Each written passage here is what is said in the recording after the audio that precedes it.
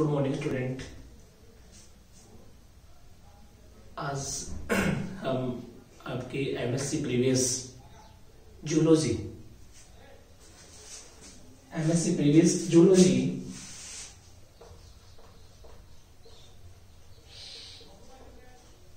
की जो सब्जेक्ट है उसके अंदर हम पहले तो इसके बारे में देखते हैं कि जूलॉजी में कौन कौन से पेपर आते हैं। 6 ईयर में यानी 6 पेपर आते हैं, कौन कौन से पेपर हैं। ठीक है, देखो एमएससी जूलॉजी प्रीवियस के अंदर 6 पेपर इंक्लूड है। कितने पेपर इंक्लूड है? 6 पेपर। फर्स्ट पेपर है टैक्सोनॉमी। इसके अंदर टैक्सोनॉमी कीज है।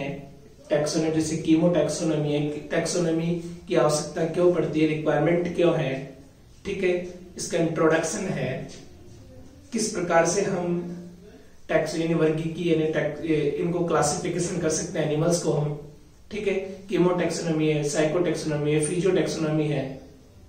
ठीक है, तो इसका पूरा उसके अंदर हम किसको पढ़ेंगे? टैक्सोनॉमी। स्पेसिएशन है, जाति उद्भवन है, आइसोलेशन है। ठीक है, स्पीसीज का आइसोलेशन किस प्रकार से होता है, ये सारी चीजें हम इसमें पढ़ेंगे। सेकंड जो पेपर है आपके है structure and function of invertebrate. Structure and function of invertebrates, जितने भी इनवर्टिब्रेट्स हैं। इनवर्टिब्रेट कौन कौन से हैं? प्रोटोजोआ से लेकर हेमिकोडेटा तक। ठीक है, लेकिन हम इसमें हेमिकोडेटा की स्टडी न करके हम प्रोटोजोआ से लेकर हम इसमें स्टडी करेंगे इकाइनोडर्मेटा तक। जितने भी रिप्रेजेंटेटिव एनिमल्स हैं, रिप्रेजेंटेटिव एनिमल्स का मतलब हो गया कि वो एनिमल्स जिनके अंदर यानी जैसे प्रोटोजोआ है, प्रोटोजोआ फाइलम का नाम सुनते ही हमारे पास में 2-3 एनिमल्स का नाम हमारे सामने आता है। जैसे अमीबा है, पैरामीशियम है, एंटमीबा है, प्लाज्मोडियम है। तो उन्हें रिप्रेजेंटेटिव एनिमल्स बोलते हैं उस फाइलम के। पोरिफेरा में हम बात करते हैं, स्पॉन्ज की बात करते हैं। ठीक है, सिलेंट्रेटा में यानी हर फाइलम के जितने भी रिप्रेजेंटेटिव एनिमल्स है उसके अंदर हम क्या क्या पढ़ेंगे वो देखिए। एक्सक्रीशन है, रेस्पिरेशन है, फीडिंग सिस्टम है। ठीक है, ये सारी चीजें, सर्कुलेटरी सिस्टम, सारी चीजें हम प्रोटोजोआ से लेकर इकाइनोडर्मेटा तक के जो भी एनिमल्स है, रिप्रेजेंटेटिव एनिमल्स है, कुछ सिलेक्टेड एनिमल्स दे रखे हैं, उन्हीं के बारे में हम स्टडी करेंगे। ठीक है, फिर थर्ड पेपर आता है अपने molecular biology and biotechnology. Molecules हैं, डीएनए, आरएनए, इनके बारे में स्टडी है, ट्रांसलेशन है, ट्रांसक्रिप्शन है, यानी इनका रेप्लिकेशन है। डीएनए का रेप्लिकेशन होगा, आरएनए रेप्लिकेशन है, डुप्लेक्स डीएनए कैसे होता है, सर्कुलर डीएनए कैसे है, A to Z डीएनए की स्ट्रक्चर कैसी है। ठीक है, और बायोटेक्नोलॉजी में जितनी भी टेक्निक्स हैं जो मॉलिक्यूलर बायोलॉजी में यूज में आती है, रिकॉम्बिनेंट डीएनए टेक्नोलॉजी है, इनके बारे में स्टडी करेंगे। एम्ब्रियो सेक्सिंग है, एम्ब्रियो ट्रांसफर है। ठीक है, इनके बारे में हम इस बुक के अंदर स्टडी करेंगे। फिर अपनी 4th नंबर का पेपर है, वो है जनरल फिजियोलॉजी। इसे हम एनिमल फिजियोलॉजी भी कह सकते हैं। एनिमल फिजियोलॉजी यानी जैसे हम हमारी बात करते हैं, हमारे अंदर रेस्पिरेशन कैसे होता है, एक्सक्रीशन कैसे होता है, यानी सर्कुलेटरी सिस्टम कैसे होता है, उसका फंक्शन कैसे होगा, क्या सिस्टम होता है, नर्वस सिस्टम कैसे होता है, कैसे नर्व इंपल्स ट्रांसमिट होती है, न्यूरोट्रांसमीटर क्या होते हैं, एंडोक्राइन ग्लैंड्स क्या होती है। जितनी भी एंडोक्राइन ग्लैंड्स है, जैसे पिट्यूटरी ग्लैंड है, एड्रिनल ग्लैंड है, ठीक है, थाइमस ग्लैंड है, पीनियल ग्लैंड है, ओवरी है, टेस्टिस है, ठीक है, थायराइड ग्लैंड है। इन सब ग्लैंड के बारे में स्टडी होगी। इसके अलावा इसी के अंदर एक पोर्शन और जुड़ा हुआ है, वह है स्ट्रेस बायोलॉजी। योगा और मेडिटेशन के बारे में दे रखा है, योगा और मेडिटेशन के बारे में दे रखा है, ठीक है। किडनी की डाइवर्सिटी दे रखी है, किडनी कैसे होती है, किडनी कितने प्रकार की होती है, उसकी डाइवर्सिटी किस प्रकार से होती है, उसका फंक्शन किस प्रकार से होगा, ये टोटल हम जनरल फिजियोलॉजी या एनिमल फिजियोलॉजी के अंतर्गत स्टडी करेंगे। फिफ्थ पेपर है बायोकेमिस्ट्री।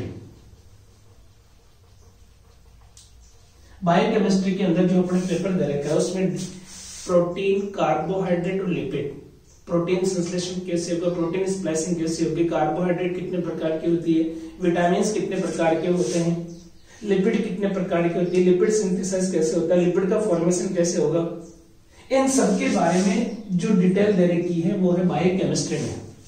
5वां पेपर हो गया। 6ठा पेपर है वो है biostatistics and population genetics. Biostatistics and population genetics.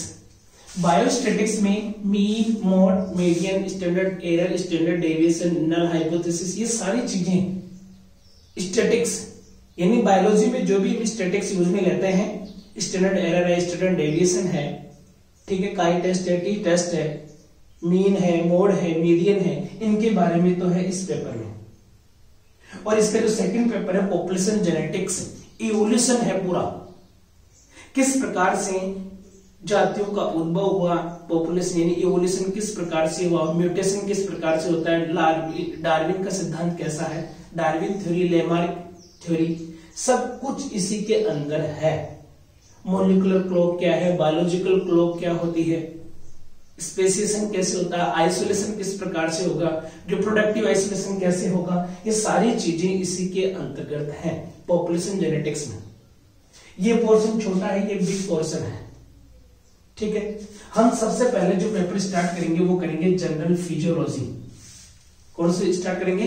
General physiology. और जनरल फिजियोलॉजी में देखो हम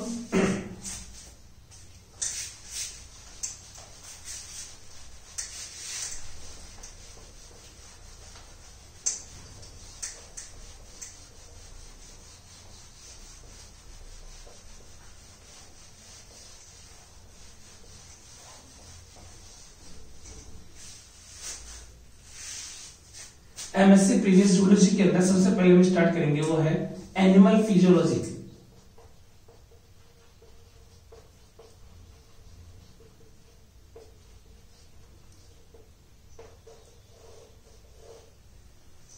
एनिमल फिजियोलॉजी के अंतर्गत हम जो टॉपिक स्टार्ट करेंगे 101% हर बार एग्जाम में एमएससी प्रीवियस के अंदर जो ये पेपर लगता है उसमें एक क्वेश्चन डेफिनेटली है, क्योंकि देखो कोरोना की वजह से हमारे पास अभी ये कंफर्म नहीं है कि कितना सिलेबस आएगा कितना नहीं आएगा, तो हम उन टॉपिक्स को पहले स्टडी करेंगे जो हमारे लिए बहुत इंपॉर्टेंट है, यानी इनकी बिना फिजियोलॉजी का यानी वजूद ही नहीं है। सबसे पहले हम स्टडी करेंगे वो है एंडोक्राइनोलॉजी। एंडोक्राइनोलॉजी अंतःस्रावी विज्ञान के बारे में स्टडी करेंगे। एंडोक्राइनोलॉजी देखो क्या होता है, उससे पहले थोड़ा सा एक इंट्रोडक्शन हम ले लेते हैं। बॉडी के अंदर 2 मेजर सिस्टम होते हैं। कितने मेजर सिस्टम होते हैं? 2 मेजर सिस्टम होते हैं जो अपनी पूरी बॉडी को रेगुलेट करने का वर्क करते हैं। अब 2 मेजर सिस्टम एक्चुअल में होते कौन से हैं? तो एक होता है नर्वस सिस्टम और एक होता है एंडोक्राइन सिस्टम। इन दोनों के बिना हमारी बॉडी अच्छी तरह फंक्शन नहीं कर सकती। अतः इन दोनों सिस्टम का प्रेजेंट होना बहुत अनिवार्य मस्ट है, ठीक है।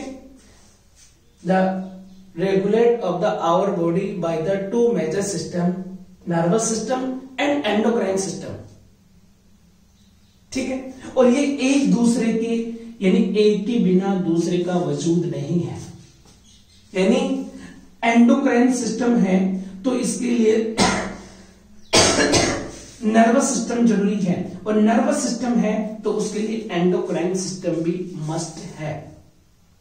इन दोनों में से कोई सा भी एक अगर डैमेज हो जाता है तो हमारी बॉडी काम नहीं कर पाएगी, हमारी डेथ हो जाएगी।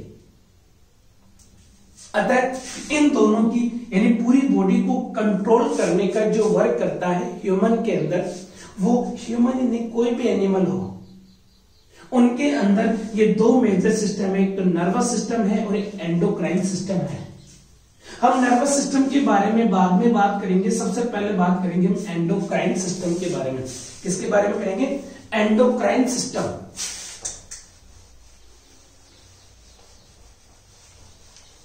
देखिए एंडोक्राइनोलॉजी के अंदर क्या आती है? एंडोक्राइन ग्लैंड आती है। क्या आती है? एंडोक्राइन ग्लैंड्स, अंतःस्रावी ग्रंथियां, अर्थात वे ग्लैंड जो डक्टलेस होती है। Endocrine glands are ductless gland.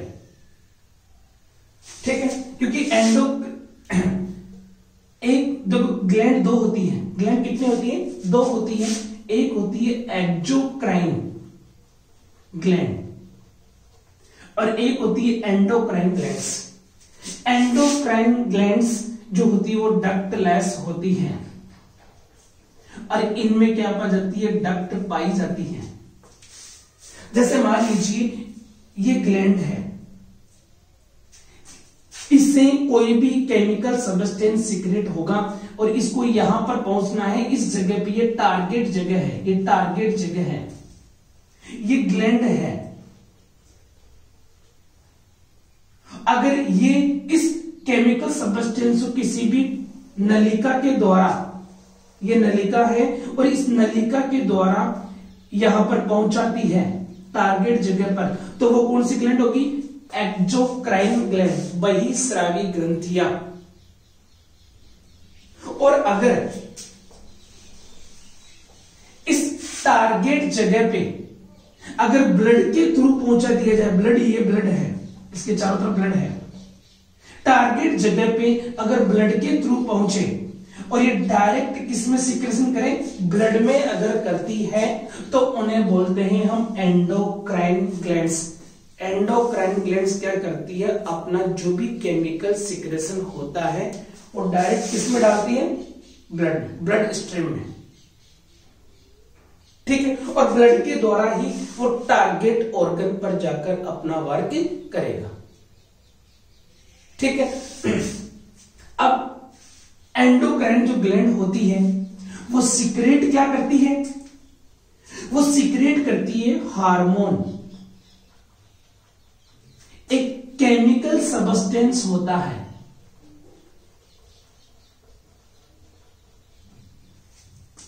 क्या होता है? Chemical substance. इसको हम केमिकल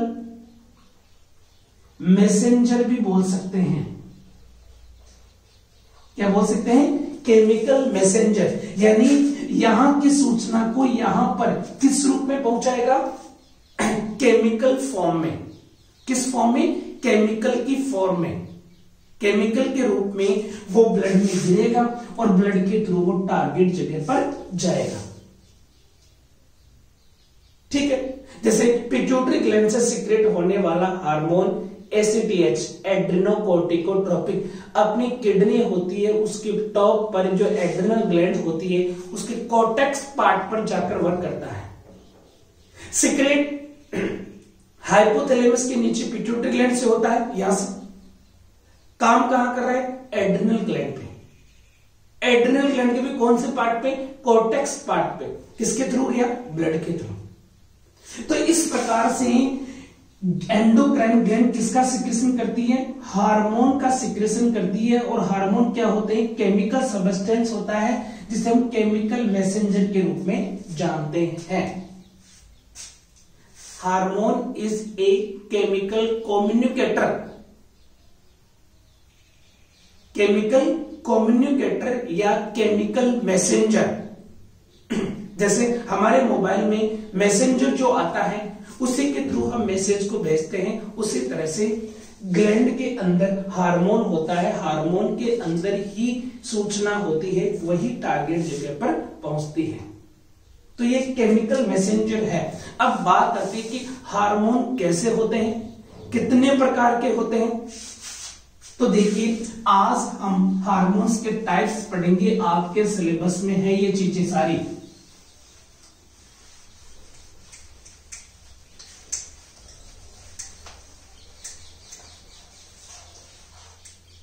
देखिए इसमें हम एंडोक्राइन ग्लैंड की बात कर रहे हैं, और एंडोक्राइन ग्लैंड क्या सीक्रेट करती है, हार्मोन।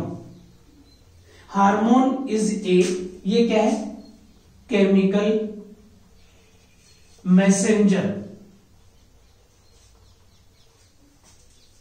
अब हार्मोन कितने प्रकार के होते हैं, वो है केमिकल नेचर के आधार पर, यानी केमिकल नेचर, यानी बेसिस ऑफ केमिस्ट्री, यानी हार्मोन किस चीज से बने हुए हैं, उसकी केमिकल नेचर क्या है, उसकी केमिकल यानी केमिस्ट्री क्या है, उसके आधार पर हार्मोन्स को कितनी कैटेगरी में डिवाइड किया गया है, 3 कैटेगरी में। क्लासिफिकेशन ऑफ हार्मोन्स आपकी यूनिट में है, 9 यूनिट के अंदर, और उसके अंदर देखा है केमिकल नेचर के आधार पर हार्मोन्स 3 टाइप के होते हैं। पहला हार्मोन है उसे बोलते हैं प्रोटीन हार्मोन। कौन सा हार्मोन है, प्रोटीन हार्मोन, फर्स्ट हार्मोन। और प्रोटीन हार्मोन की अगर हम बात करें तो वे हार्मोन जो किससे मिलकर बने होते हैं, एमिनो एसिड से मिलकर बने होते हैं, एमिनो एसिड की पॉलीपेप्टाइड चेन से। क्योंकि प्रोटीन किससे मिलकर बनी होती है, एमिनो एसिड की पॉलीपेप्टाइड चेन। अर्थात ये क्या होंगे, एमिनो एसिड की पॉलीपेप्टाइड चेन। अब एमिनो एसिड क्या होते हैं, एक नॉर्मल एमिनो एसिड का मैं आपको केमिकल फॉर्मूला बता रहा हूं, NH2CH2COOH। इधर अमीनो ग्रुप है और इधर कार्बोक्सिलिक ग्रुप है। ये एक नॉर्मल एमिनो एसिड है, इसके साथ में दूसरा एमिनो एसिड ये जोड़ दिया मैंने, NH2CH2COOH, कार्बोक्सिलिक ग्रुप। इन दोनों को जोड़ने पर इसका OH निकल जाता है, इसका H निकल जाता है, और ये दोनों मिलकर क्या निकाल देते हैं, H2O को बाहर निकाल देते हैं। प्रोडक्ट क्या बनता है हमारे पास में, NH2CH2C double bond O single bond H N CH2 ये बनता है। यहां पर ये जो बॉन्ड बन रहा है, ये बॉन्ड बना है, वो कौन सा बॉन्ड है, पेप्टाइड बॉन्ड। इस प्रकार से काफी सारे एमिनो एसिड एक श्रृंखला के रूप में जुड़ जाते हैं और एक पॉलीपेप्टाइड चेन का फॉर्मेशन करते हैं। और किसका, वो क्या कहलाते हैं, ऐसे हार्मोन्स क्या कहलाते हैं, प्रोटीन हार्मोन्स। जैसे हम बात करते हैं एक प्रोटीन हार्मोन की, इंसुलिन। कौन सा हार्मोन, पैंक्रियाज से सीक्रेट होने वाला इंसुलिन हार्मोन, जिसे एंटी डायबिटिक हार्मोन भी कहते हैं, इंसुलिन हार्मोन।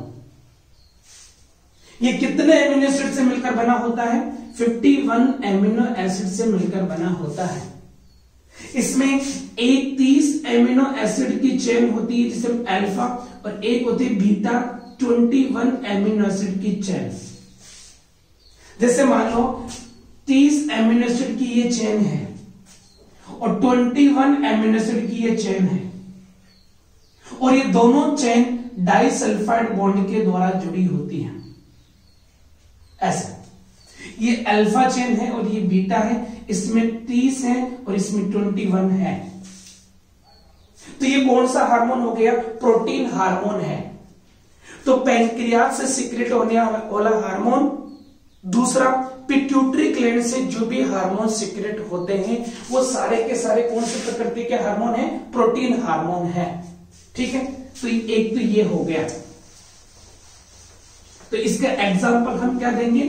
इसमें एग्जाम्पल देंगे हम pituitary hormone and pancreatic hormone. अब दूसरा प्रकार के हार्मोन है स्टीरॉयड।